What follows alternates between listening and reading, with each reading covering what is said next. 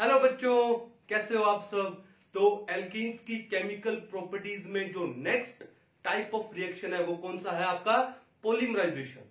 कि जो एल्कीन्स हैं वो पॉलीमराइज हो सकते हैं और होकर के हमको क्या देंगे, डिफरेंट पॉलीमर्स देंगे। और वो हमारे लिए क्या होते हैं, बेनिफिशियल होते हैं। कौन कौन से पॉलीमर्स क्या क्या है हम लोग एक बार डिस्कस करते हैं, ठीक है। चलो, तो नेक्स्ट टाइप ऑफ रिएक्शन क्या था, नंबर 4।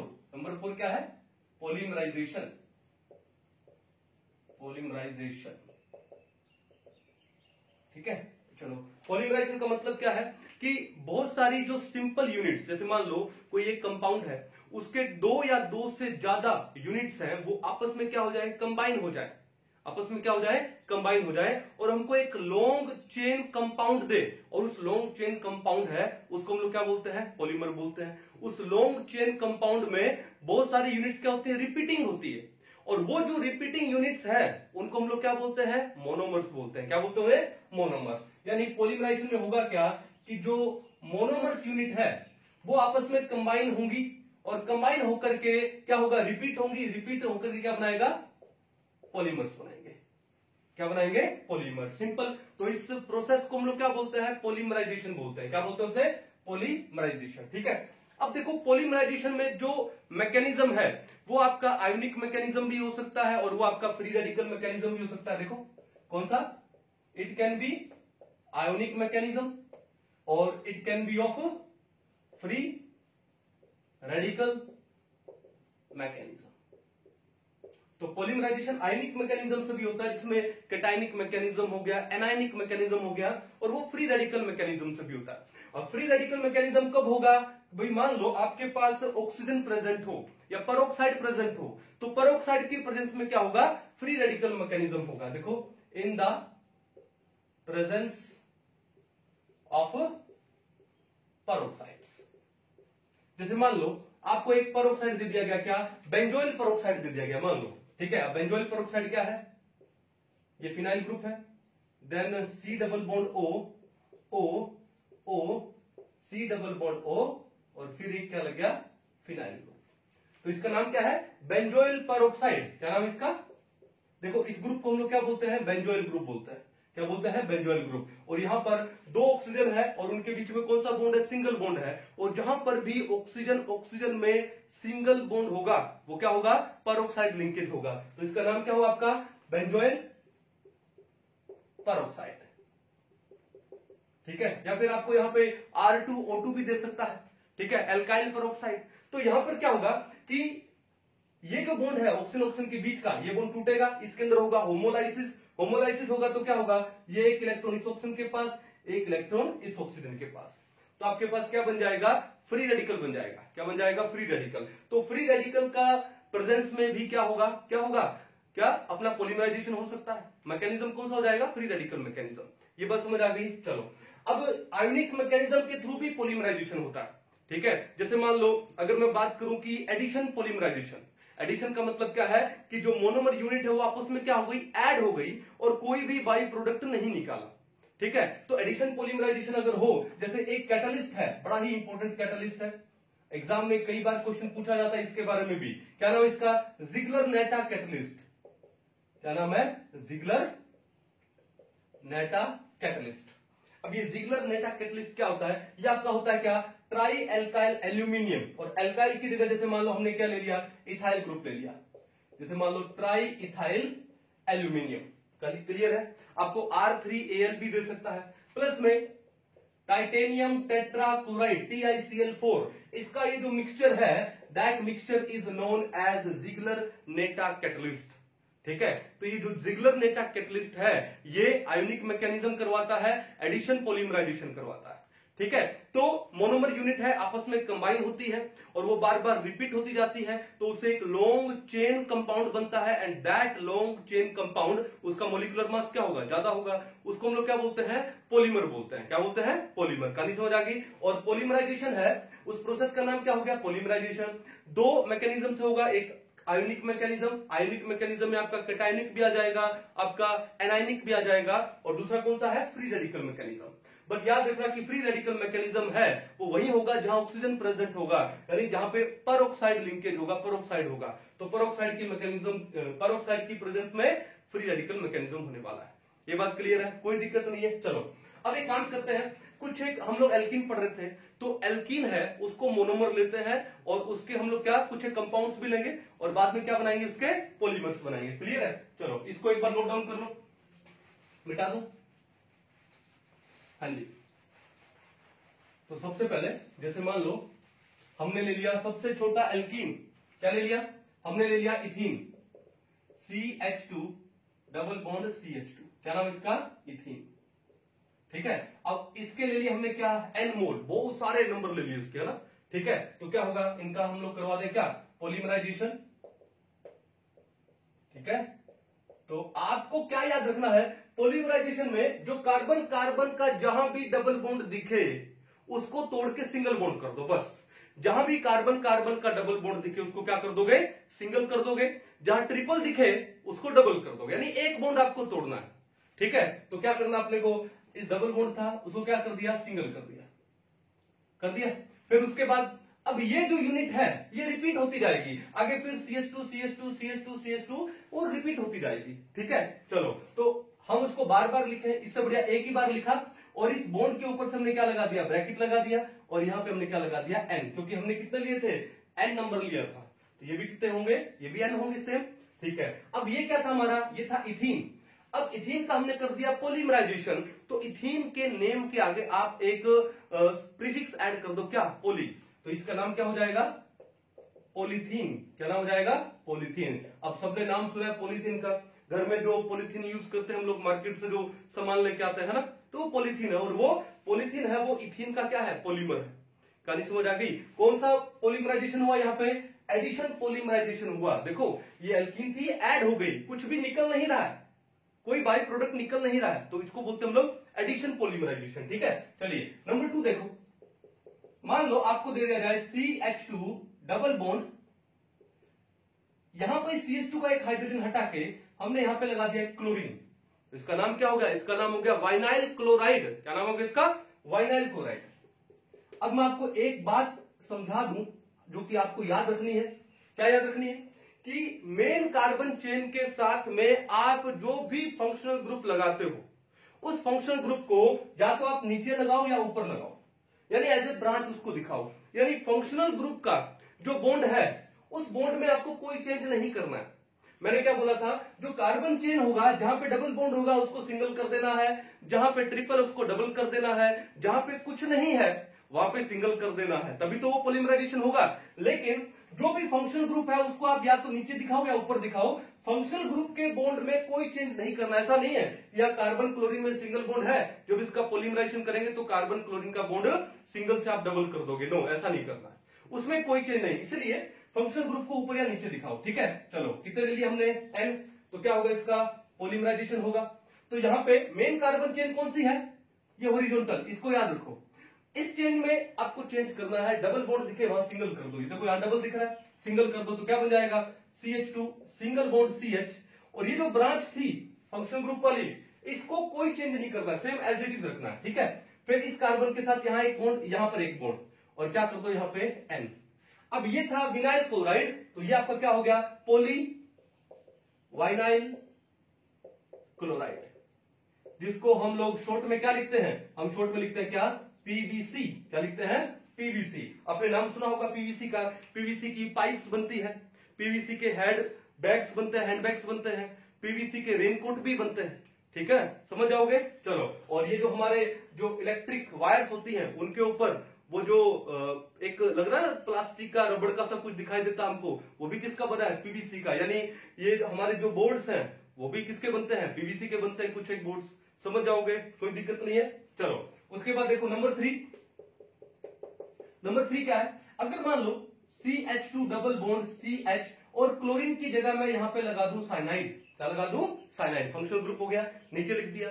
इसको हम लोग क्या बोलते हैं, या तो इसको लिखेंगे वाइनाइल साइनाइड, कई नाम है इसके, क्या नाम है इसके, वाइनाइल साइनाइड। ओके, और इसको मैं ये बोल सकता हूं, अगर मैंने कार्बन को भी चेन में इंक्लूड कर लिया तो इसका नेम और है क्या, एक्राइलोनाइट्राइल या एक्रिलो नाइट्राइल, इसको ये भी बोलते हैं। ठीक है, तो हमने कितना ले लिया, N ले लिया, क्या करवा दिया इसका पॉलीमराइजेशन। करना क्या है, डबल बॉन्ड को क्या कर दो, single, CH2 single bond CH और यहाँ पे क्या Cl, यहाँ पे ब्रैकेट, यहाँ पे क्या आ जाएगा N। ये था आपका वाइनाइल साइनाइड, तो इसको नाम क्या हो जाएगा इसका, पोली वाइनाइल साइनाइड हो जाएगा। अब देखो अगर मैं इसका शॉर्ट फॉर्म करूं तो ये भी क्या हो जाएगा, PVC। ठीक है, अगर इसको PVC लिखें तो ऊपर वाला भी PVC है, तो नेम में क्या हो जाएगा, कंफ्यूजन हो जाएगा। तो इसको हम लोग PVC नहीं बोलते हैं, तो PVC नहीं बोलते तो उसको क्या बोलते हैं, इसका दूसरा नाम क्या है, एक्राइलोनाइट्राइल। तो इसका पॉलीमराइजेशन होने के बाद नेम क्या हो जाएगा, पोली एक्राइलो या एक्रिलो नाइट्राइल। अब इसका शॉर्ट फॉर्म करो PAN, तो इसका जो शॉर्ट नेम है वो है PAN, पैन। क्या है, पैन। PVC नहीं बोलेंगे क्योंकि कंफ्यूज हो जाएंगे इस पॉलीवाइनाइल क्लोराइड के साथ, जो कि नेम इसको ऑलरेडी दे दिया गया है। तो इसको PVC नहीं बोल करके PAN बोलते हैं, पोली एक्रिलोनाइट्राइल। समझ आएंगे। और इसका एक बड़ा ही कमर्शियल नेम है, कमर्शियल नेम क्या है इसका, ओरलोन। क्या नेम है इसका, कमर्शियल ओरलोन। ओरलोन किसका कमर्शियल नेम है, पोली एक्रिलोनाइट्राइल का है। ओरलोन में मोनोमर यूनिट क्या होती है, वाइनाइल साइनाइड होती है या फिर एक्राइलोनाइट्राइल होती है। ठीक है, आपके क्लास 12 में एक चैप्टर आएगा क्या, पॉलीमर्स का, उसमें भी यही सारी बातें दोबारा से आने वाली है। बड़ा ही इंपॉर्टेंट चैप्टर है, उसमें से ये क्वेश्चन बन सकता है, कर पाओगे। चलो नेक्स्ट देखो, यहाँ पे नंबर 4, मान लो कुछ ऐसा हो जाए कि हमने क्या काम किया कि CH2, ठीक है, डबल बॉन्ड CH, और यहां पे साइनाइड की जगह हमने फिनाइल ग्रुप लगा दिया। क्या लगा दिया, साइनाइड की जगह फिनाइल ग्रुप। अब ये जो कंपाउंड है, इस कंपाउंड का नाम क्या है, स्टाइरीन। क्या नाम है इसका, स्टाइरीन। इसका नाम है STYRENE। तो हमने कितने ले लिए, N नंबर ले लिए। क्या कर दिया इसका हमने, पॉलीमराइजेशन। तो क्या करोगे, डबल को सिंगल कर दो, CH2 सिंगल बॉन्ड CH, और यहां पे ये फिनाइल ग्रुप लगी गया बॉन्ड, ये क्या हो गया N। अगर ये स्टाइरीन है तो इसका नाम क्या हुआ, पॉलीस्टाइरीन। क्या नाम हुआ इसका, पॉलीस्टाइरीन। आई होप आपने पॉलीस्टाइरीन का नाम भी सुना होगा, है ना। चलो तो समझ आ रहा है अच्छे से, कोई दिक्कत नहीं है। चलो कितने हुए, 4। नेक्स्ट करें नंबर 5। नंबर 5 देखो यहाँ पे कि मान लो कि ये जो इथीन था, इथीन में क्या है, कितने हाइड्रोजन है, 4 हाइड्रोजन। चारों के चारों हाइड्रोजन को हटा दो, वहां पे फ्लोरीन लगा दो। तो हमने कर दिया क्या, C डबल बॉन्ड C, यहां भी F लगा दिया, यहां भी F, यहां भी F और यहां भी F। तो इसका नाम क्या हो जाएगा, टेट्राफ्लोरोइथीन। क्या नाम हो जाएगा इसका, टेट्राफ्लोरोइथीन। और हमने इसके कितने ले लिए, ये N नंबर ले लिए। तो क्या होगा इसका, पॉलीमराइजेशन करेंगे, और पॉलीमराइजेशन करने के बाद क्या होना है, जो डबल बॉन्ड है उसको सिंगल कर दो। भाई ये क्या है, CF2 डबल बॉन्ड CF2। अब सिंगल करेंगे तो क्या हो जाएगा, देखो CF2 सिंगल बॉन्ड CF2, एक बॉन्ड यहां, एक बॉन्ड यहां, और यहां पे क्या दिखा देंगे N। तो इसका नाम क्या हो जाएगा, ये जो टेट्राफ्लोरोइथीन जो इसका नेम था, उसके नेम के आगे लगा दो पोली, तो ये हो जाएगा पोली टेट्राफ्लोरोइथीन। ठीक है, जिसको हम लिखते हैं PTFE। क्या लिखते हैं, PTFE। और इसका एक बड़ा ही शानदार नेम है क्या, टेफ्लॉन। क्या नेम है, टेफ्लॉन, TEFLON। आई होप आपने ये टेफ्लॉन भी सुना होगा। टेफ्लॉन जाना जाता है किसके लिए, हार्ड कोटिंग के लिए। ये जो नॉन स्टिक कुकवेयर्स है, नॉन स्टिक कुकवेयर्स, उनकी जो कोटिंग होती है, that coating is of Teflon. वो टेफ्लॉन की कोटिंग होती है, समझ जाओगे। चलो उसके बाद और एग्जांपल है, मान लो नंबर 6 देखो, आपको क्या दिया गया है, मान लो आपको दे दिया गया क्या, आपको दे दिया गया CH2, ठीक है, डबल बॉन्ड CH। उसके बाद देखो यहां पर ये क्या था, एक्रिलोनाइट्राइल था। क्या था ये, एक्रिलोनाइट्राइल। एक काम करो, ये C ट्रिपल बॉन्ड N है, साइनाइड है, तो ये N हटा करके यहां पर हम लोग एक एस्टर लगा देते हैं। क्या, देखो हम लोग लगाएंगे क्या, C, क्या लगाएंगे, OOCH3। ठीक है, COOCH3। अब इसका नाम क्या हो जाएगा, इसका नाम हो जाएगा मिथाइल, और ये हो जाएगा आपका क्या, एक्रिलेट। एस्टर है ना, मिथाइल एक्रिलेट। समझ जाओगे। चलो तो अब एक काम और करना आपको, क्या कि यहां पे इस कार्बन का हाइड्रोजन हटा दो। इस कार्बन का हमने क्या कर दिया, हाइड्रोजन हटा दिया, और हमने यहां पर एक मिथाइल और लगा दिया। ठीक है, तो देखो मेन कार्बन चेन कौन सी हो गई, मेन कार्बन चेन हुई आपकी ये।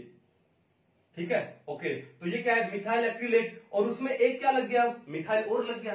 तो इसको हम लोग बोलते हैं मिथाइल मेथ एक्रिलेट। क्या बोलते हैं इसे हम लोग, मिथाइल मेथ, METH एक्रिलेट। ये मिथाइल दिखाता है इस मिथाइल ग्रुप को, ओके, ये मेथ दिखाता है इस कार्बन को, एक ही कार्बन है, और ये एक्रिलेट आपका ये मेन ग्रुप तो है। तो मिथाइल मिथ एक्रिलेट कितना नंबर ले लेंगे इसका, एन। क्या कराएंगे इसका पॉलीमराइजेशन। तो होना क्या है, मैंने क्या बोला कि यहां पे देखो मिथाइल ब्रांच है, यहां पर ये जो एस्टर वाला ग्रुप है ये भी क्या है, उसको भी ब्रांच लोगे। मेन कार्बन चेन में ये 2 है, ठीक है, जो हॉरिजॉन्टल हमने लिखा है इसको। तो यहां पर डबल बॉन्ड को क्या कर देना है, सिंगल बॉन्ड कर देना है। तो डबल को सिंगल करेंगे तो ये क्या बन जाएगा, CH2 सिंगल बॉन्ड C, ऊपर क्या लगेगा मिथाइल एज इट इज, ठीक है, नीचे क्या है COOCH3, और इस कार्बन के यहां एक बॉन्ड दिखा दो, यहां पर भी एक बॉन्ड दिखा दो, और यहां पे क्या लगा दो, N लगा दो। और जो नेम लिखा हमने मिथाइल मिथ एक्रिलेट, उस नेम के आगे हम लोग क्या लगा देंगे, पोली। तो इसका नाम क्या हो जाएगा, पोली मिथाइल मिथ एक्रिलेट। क्या नाम हो जाएगा, पोली मिथाइल मिथ एक्रिलेट, जिसको हम लोग शॉर्ट में क्या लिखते हैं, शॉर्ट में हम इसको लिखते हैं क्या, PMMA। क्या लिखते हैं शॉर्ट में, PMMA, यहां लिख दो लोग PMMA, पोली मिथाइल मिथ एक्रिलेट। समझ जाओगे, कोई दिक्कत नहीं है, ठीक है। तो ये है आपका क्या, पॉलीमराइजेशन का। हमने कुछ एक एग्जांपल लिए हैं एल्कीन्स के पॉलीमराइजेशन रिएक्शन का भी, कर पाओगे। चलो इसको पॉज कर लो, पॉज करके एक बार नोट डाउन कर लो। तो एल्कीन की पॉलीमराइजेशन में एक बहुत ही इंपॉर्टेंट रिएक्शन है जो हमारी डेली लाइफ के लिए बड़ी बेनिफिशियल है, और वो क्या है, नेचुरल रबड़ वाला। क्या है, नेचुरल रबड़, ये जो रबड़ हम लोग यूज करते हैं, ठीक है। तो नेचुरल रबड़ का पॉलीमराइजेशन कैसे होता है वो पढ़ते हैं, ठीक है। देखो ध्यान से, हमने क्या बोला, नेचुरल रबड़, तो हमको पहले जानना होगा इसका मोनोमर। तो नेचुरल रबड़ का जो मोनोमर होता है वो होता है आइसोप्रीन, कॉमन नेम है ये। क्या नाम बोला मैंने, आइसोप्रीन। अब ये आइसोप्रीन क्या होता है, सबसे पहले आपको लिखना क्या है, 1,3-ब्यूटाडाइन, एक कार्बन, 2, 3, 4 कार्बन, ठीक है। तो फर्स्ट कार्बन पे एंड थर्ड कार्बन पे हमको क्या लगा देना है, डबल बॉन्ड। तो ये हो जाएगा आपका क्या, 1,3-ब्यूटाडाइन, और 2 नंबर कार्बन पे आप क्या लगा दो, यहां पे मिथाइल लगा दो। क्या लगा दो, मिथाइल। तो इसको हम लोग क्या बोलते हैं, आइसोप्रीन बोलते हैं, या फिर इसको मैं बोलूं कि 2 मिथाइल फिर 1,3-ब्यूटाडाइन। समझ जाओगे। चलो कॉमन नेम क्या है इसका, आइसोप्रीन। क्या नाम है, आइसोप्रीन। ये डबल बॉन्ड है, कर दो CH2, 1 2 3 4, चारों वैलेंसी कंप्लीट है। इस कार्बन के पास एक डबल बॉन्ड है तो एक ही हाइड्रोजन बचा, यहां पर कितना हुआ, 2 हाइड्रोजन हुआ। कॉमन नेम क्या है, आइसोप्रीन। अब ये जो आइसोप्रीन है, इसका जब आप पॉलीमराइजेशन करोगे, क्या करोगे, पॉलीमराइजेशन, ठीक है, तो आपको 2 टाइप के प्रोडक्ट मिलेंगे, ठीक है। कितने टाइप के प्रोडक्ट मिलेंगे, 2 टाइप के। करना क्या आपको, डबल बॉन्ड को सिंगल करना है, सिंगल को डबल करना है, और ये सिंगल को डबल करना है, और इस डबल को फिर क्या कर देना है, सिंगल। यानी होगा क्या, जो आपका प्रोडक्ट बनेगा वहां पर ये कार्बन नंबर मान लो ये 1 है, ये 2 है, ये 3 है, और ये 4 है। तो 1 और 2 कार्बन में जो डबल बॉन्ड है, अब वहां पर आ जाएगा सिंगल बॉन्ड। 2 3 में जो सिंगल है वहां पर आ जाएगा डबल बॉन्ड। 3 4 का जो डबल है वो क्या हो जाएगा, सिंगल हो जाएगा। तो आपका एक प्रोडक्ट देखो ये बनेगा, ये देखो इस C में 2 नंबर में और 3 नंबर कार्बन में क्या आ गया, डबल बॉन्ड आ गया ना। चलो अब उसके बाद देखो कि ये जो 3 नंबर कार्बन पे क्या लगा है, हाइड्रोजन लगा है। क्या लगा है, हाइड्रोजन। तो इस हाइड्रोजन को मैंने दिखा दिया यहां पर, कोई दिक्कत नहीं है। चलो और उसके बाद 3 और 4 वाले कार्बन में कौन सा बॉन्ड आ जाएगा, सिंगल बॉन्ड। ये लो इसके साथ में अब क्या आ गया, CH2, और ये आगे फिर रिपीट होगा। रिपीट होने से तभी तो पॉलीमराइजेशन होगा। चलो उसके बाद देखो ये कौन सा नंबर कार्बन था, 2 नंबर कार्बन। अब 2 और 1 वाले कार्बन में बॉन्ड कौन सा हो जाएगा, सिंगल, ठीक है। और इस 2 के साथ में क्या लगा, एक मिथाइल भी लगा है, तो मैंने यहां पर लगा दिया एक मिथाइल, और यहां पर मैंने एक लगा दिया CH2 और बॉन्ड कर दिया फिर क्या, सिंगल। ये बात समझ आ गई। चलो अब बाकी है एक चीज आप नोटिस करो कि जो पॉलीमराइजेशन हमने किया तो है इसका आइसोप्रीन का, नेम तो इसका हो गया क्या, पोली आइसोप्रीन। क्या नेम हो गया इसका, पोली आइसोप्रीन, ठीक है। लेकिन ये यहां का अगर इसका ज्योमेट्रिकल आइसोमरिज्म की बात करूं तो ये कौन सी फॉर्म हुई, ये सिस फॉर्म हुई। देखा आपने, ये जो रिपीटिंग यूनिट्स है जैसे CH2 यहां पर, यहां भी CH2, they are at the same side. अगर इसको मैं रिपीट करूं एक बार, देखो मैं एक यूनिट और लिख रहा हूं, इस यूनिट को वापस से यहां लिख दो, तो इस CH2 के साथ में क्या लग जाएगा, ये लग जाएगा देखो CH2, then C, double bond C, यहां पे मिथाइल, यहां पे अगेन CH2 बॉन्ड, यहां पे क्या हो गया H। तो आपने देखा कि यहां पे ये CH2, ये CH2, ये सारे क्या है, सेम साइड से है। तो ये कौन सी एल्कीन हुई, सिस एल्कीन। तो क्या मैं इसका नाम लिख दूं, सिस पोली आइसोप्रीन। तो इसका नाम क्या होता है, सिस पॉलीआइसोप्रीन। और यही आपका क्या होता है, नेचुरल रबड़ होता है। क्या होता है, नेचुरल रबड़। तो नेचुरल रबड़ किसका आइसोमर है, ये आइसोप्रीन का आइसोमर है। बट बात यह है कि यहां पर ये कौन सा होगा, सिस फॉर्म में होगा। अब इसको सिस फॉर्म में लाएगा कौन, हमको पता है कि जो सिस फॉर्म की स्टेबिलिटी है वो ट्रांस से क्या होती है, कम। अगर यहां पे ट्रांस बनता तो ट्रांस कैसे बनता, C डबल बॉन्ड C, फिर यहां पर हो जाता मान लो क्या CH2, ठीक है, यहां पर हो जाता H। अब वो CH2 ऊपर नहीं आकर के नीचे आता, यहां से बॉन्डिंग होती, यहां पर हो जाता मिथाइल। तो देखा आपने कि ये जो दोनों ग्रुप है ये क्या है, एक दूसरे से अपोजिट में है। तो ये कौन सा पॉलीआइसोप्रीन है, ये ट्रांस पॉलीआइसोप्रीन है। देखो यहां पर अगर इसको दोबारा से रिपीट करूं तो CH2, फिर C डबल बॉन्ड C, फिर H कहां जाएगा, H यहां पर था इस बार, अगली बार H आ जाएगा ऊपर, ठीक है, तो नीचे कौन आ जाएगा CH2, और यहां पर ये क्या जाएगा, मिथाइल। आपने देखा एक बार ये CH2 बॉन्ड अबव है, दूसरी बार कहां पर है, बिलो है, यानी they are at opposite direction, opposite side. तो ये कौन सा हो गया आपका, ये आपका हुआ ट्रांस पोली आइसोप्रीन, ठीक है। अब ये जो सिस पोली आइसोप्रीन बना है ये कैटलिस्ट की प्रेजेंस में होता है, और इस कैटलिस्ट का नाम है जिगलर नेटा कैटलिस्ट। क्या नाम है, जिगलर। अभी पढ़ा था हम लोगों ने, क्या था, R3Al प्लस में TiCl4, क्या नाम है इसका, जिगलर नेटा कैटलिस्ट। और जो जिगलर नेटा कैटलिस्ट है ये क्या कराता है, ये सिस फॉर्म में कन्वर्ट करता है किसको, आइसोप्रीन को, ठीक है। आइसोप्रीन का जो पॉलीमराइजेशन होगा उससे जो पॉली आइसोप्रीन बनेगा वो उसको किस में कन्वर्ट करता है, सिस फॉर्म में कन्वर्ट करता है। और जो नेचुरल रबड़ है वो अपने को 96 से लेकर के 98% तक क्या मिलता है, सिस फॉर्म में ही मिलता है।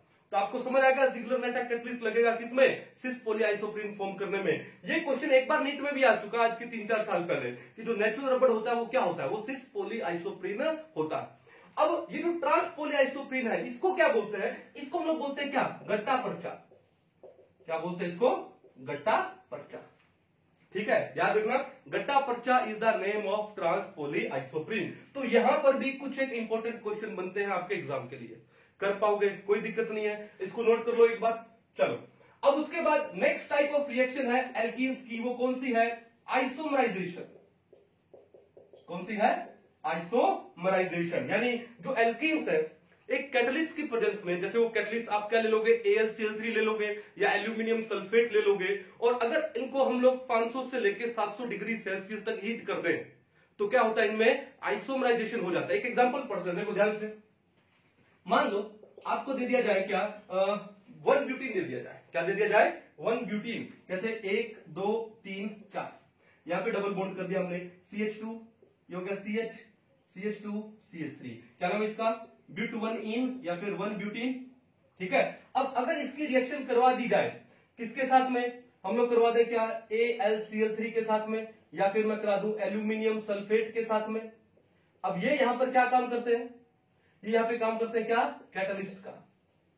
क्या काम करते हैं, कैटलिस्ट का। और यहां पर अगर हम लोग टेम्परेचर मेंटेन कर दें 500 से लेके 700 डिग्री सेल्सियस तक, तो ये जो एल्कीन है वो आइसोमराइज हो जाती है। जैसे ये 1 ब्यूटीन है, अब 1 ब्यूटीन से क्या बन जाएगा, डबल बॉन्ड 2 नंबर कार्बन पे आ जाएगा, बन जाएगा 2 butene, CH3 CH double bond CH CH3, क्या नाम इसका, 2 ब्यूटीन, ठीक है, ओके। और क्या बन सकती है, ये बन सकता है क्या, आइसोब्यूटाइलिन। आइसोब्यूटाइलिन क्या होता है, CH2 डबल बॉन्ड CH, फिर क्या आ जाएगा CH3 और एक CH3 यहां पर, ये भी क्या है, आइसोब्यूटाइलिन। अब इन सब का जो केमिकल फॉर्मूला है वो क्या है, सेम है, लेकिन सबकी स्ट्रक्चर क्या हो गई, डिफरेंट हो गई, ठीक है। तो ये क्या हो गए, एक दूसरे के आइसोमर हो गए।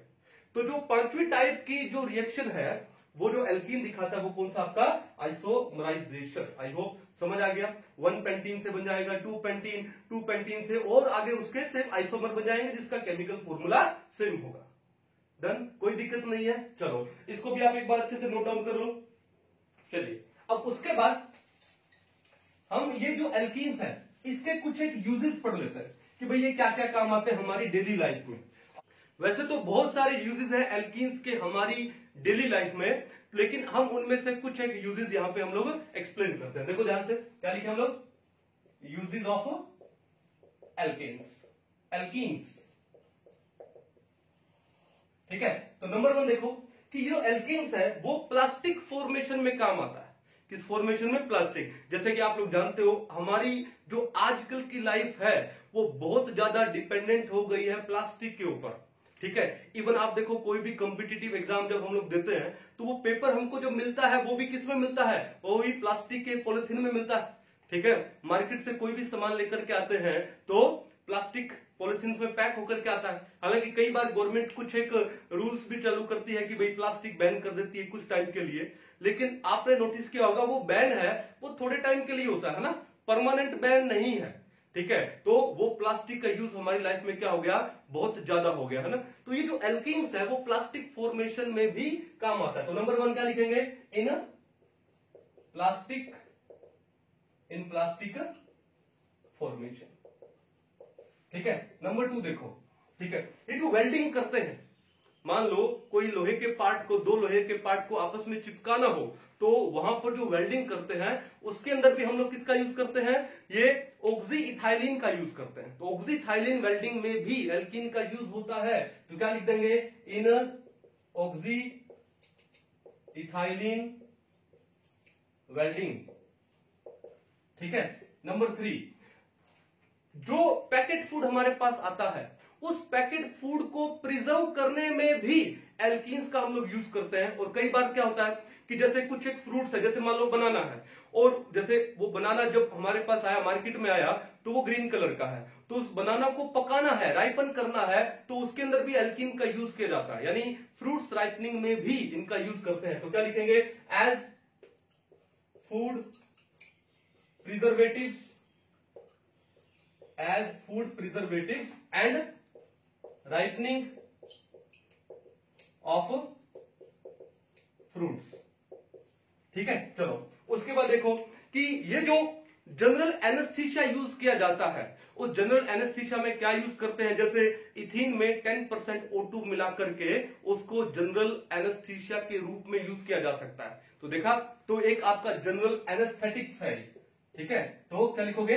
As general anaesthetic. ठीक है, जैसे एग्जांपल दे दे यहां पे, फॉर एग्जांपल कि जो C2H4 है, क्या नाम है इसका? इथीन, या इसको इथाइलिन भी बोलते हैं। ठीक है, इसमें ऐड कर दें क्या? 10% O2 ऐड कर दें। ठीक है, तो वो क्या काम करेगा? एनेस्थीसिया का काम करेगा। समझ आएगी बात? तो ये इथाइलिन, इसका यूज क्या करते हैं यहां पे। ठीक है, नंबर 5, आपने देखा होगा कि मस्टर्ड गैस की फॉर्मेशन, अगर मस्टर्ड गैस को प्रिपेयर करना हो तो भी इसका यूज करते हैं। कैसे? इन द प्रिपरेशन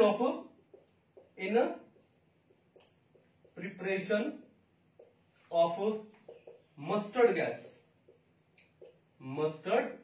अब देखो मस्टर्ड गैस का प्रिपरेशन करते कैसे हैं? आपने क्या ले लिया? आपने ले लिया इथीन। तो मैं कुछ इस टाइप से दिखा रहा हूं, ये क्या है? इथीन। अब इथीन की रिएक्शन करवाएं किसके साथ में? H2Cl2।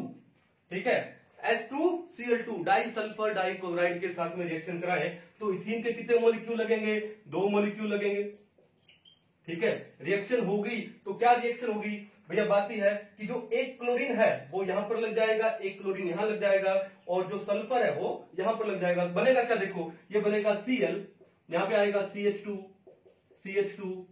Sulphur CH2। ठीक है, देन CH2, देन यहां पे क्या हो जाएगा? Cl प्लस में देखो कितने सल्फर थे हमारे पास? 2। अब यहां पर कितना अटैच हुआ? 1। तो पीछे क्या बचा? 1 सल्फर। ये कोलोइडल फॉर्म में क्या होता है? नीचे बैठ जाता है। ठीक है, चलो ओके। उसके बाद ये जो बना, ये क्या नाम है इसका? Mustard gas. क्या नाम है इसका? Mustard gas. अगर मैं इसका नाम करूं तो नाम नेमिंग कहां से होगा? देखो सल्फर के साथ ये कार्बन नंबर हुआ 1, ये हुआ नंबर 2। ये कार्बन अगर ये 1 है तो इसको मान लिया 1 प्राइम, इसको मान लिया 2 प्राइम। अब देखो 2 पे भी क्लोरो है, 2 प्राइम पे भी क्लोरो है, तो हम लोग क्या लिख देंगे इसका नाम? हम लिखेंगे 2 प्राइम, फिर डाई क्लोरो। अब देखो यहां भी इथाइल है, यहां भी इथाइल है, तो नाम क्या हो जाएगा? Di ethyl. ठीक है, फिर ये S लगा, इसका मतलब क्या है? सल्फाइड। ठीक है, 2 prime die chloro di ethyl sulphide. या फिर देखो ध्यान से, सल्फर के साथ वाले कार्बन को लिख देंगे हम लोग क्या? अल्फा कार्बन, और अल्फा के साथ वाला हो गया बीटा। तो इसी तरह ये कार्बन हो गया अल्फा प्राइम, ये कार्बन हो गया बीटा प्राइम, तो नाम क्या हो जाएगा, क्लोरो कहां पे लगा है, बीटा पे और बीटा प्राइम पे, तो इसका एक नाम और भी हो जाएगा क्या, ये beta prime dichloro diethyl sulphide.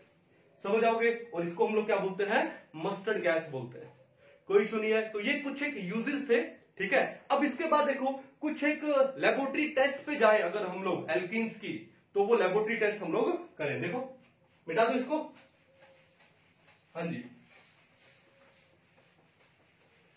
मैंने आपको एक बात बोली थी, क्या बोली थी, कि जो एल्कीन्स है हमने कुछ एक रिएजेंट हमने लिए थे, जैसे हमने लिए थे ब्रोमीन वाटर लिया था, हमने क्या लिया था, हमने बेयर्स रिएजेंट लिया था, हमने ओजोनोलाइसिस लिया था, और हमने बोला था इनको यूज किया जाता है as a test for unsaturation, as a test for unsaturation. बस इन्हीं को हम लोग दोबारा से एक बार रिवाइज कर लेते हैं। तो क्या है यहाँ पे, सम लेबोरेटरी टेस्ट ऑफ एल्कीन्स हम लोग पढ़ चुके हैं, बस हम एक बार उसको दोबारा से रिवाइज कर रहे हैं, ठीक है। चलो, तो हमारे पास क्या है, हमारे पास एल्कीन है C डबल बॉन्ड C, ठीक है।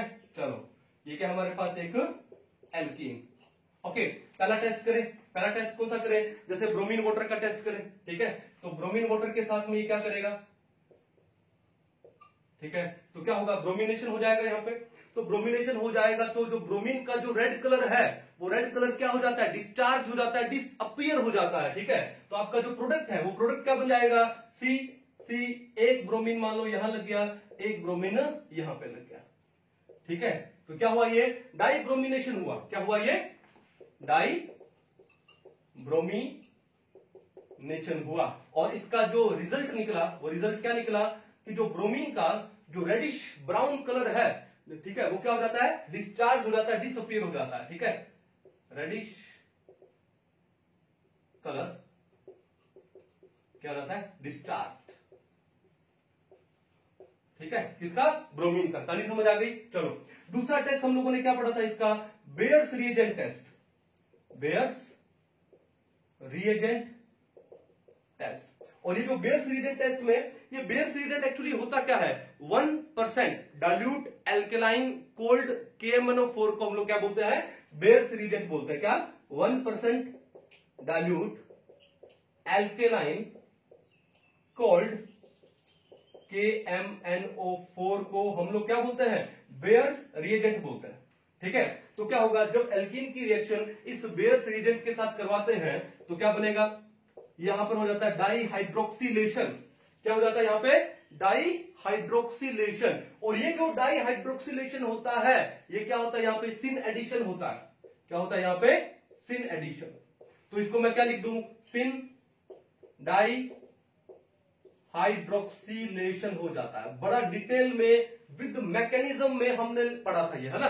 चलो, और ये जो KMnO4 का जो पिंक कलर है, वो भी क्या हो जाता है, डिस्चार्ज हो जाता है, ठीक है। पिंक कलर डिसअपियर्स या फिर डिस्चार्ज, क्लियर है। चलो, नंबर थ्री हमने क्या पढ़ा था, ओजोनोलाइसिस। क्या पढ़ा था, ओजोनोलाइसिस। ओजोनोलाइसिस में क्या यूज करते हैं हम लोग, O3 फिर CCl4 के साथ में। चलो, और सेकंड स्टेप में क्या यूज करते हैं, जिंक, और साथ में क्या लेते हैं, वाटर। अगर मैंने जिंक लिया, इसका मतलब मैं बात कर रहा हूं रिडक्टिव ओजोनोलाइसिस की बात कर रहा हूं, ठीक है। चलो, तो उसमें हुआ क्या था, कि जहां पे कार्बन कार्बन का जो डबल बॉन्ड है, वो डबल बॉन्ड टूट जाता है, और टूट करके वहां पे डबल बॉन्ड O लग जाता है, ठीक है, ठीक है। तो आपका क्या बनेगा, प्रोडक्ट एल्डिहाइड बनेगा या फिर क्या बनेगा, कीटोन बनेगा, ठीक है। और फिर हमने क्या पढ़ा था, कि ये जो दो टेस्ट है, ब्रोमीन वाटर टेस्ट है या बेयर्स रिएजेंट टेस्ट है, इनको हम लोग यूज करते हैं to know the presence of unsaturation in a hydrocarbon, कि कोई हाइड्रोकार्बन है वो अनसैचुरेटेड है या सैचुरेटेड है। भाई अनसैचुरेटेड होगा तो ये इनके कलर क्या हो जाएंगे, डिसअपियर हो जाएंगे।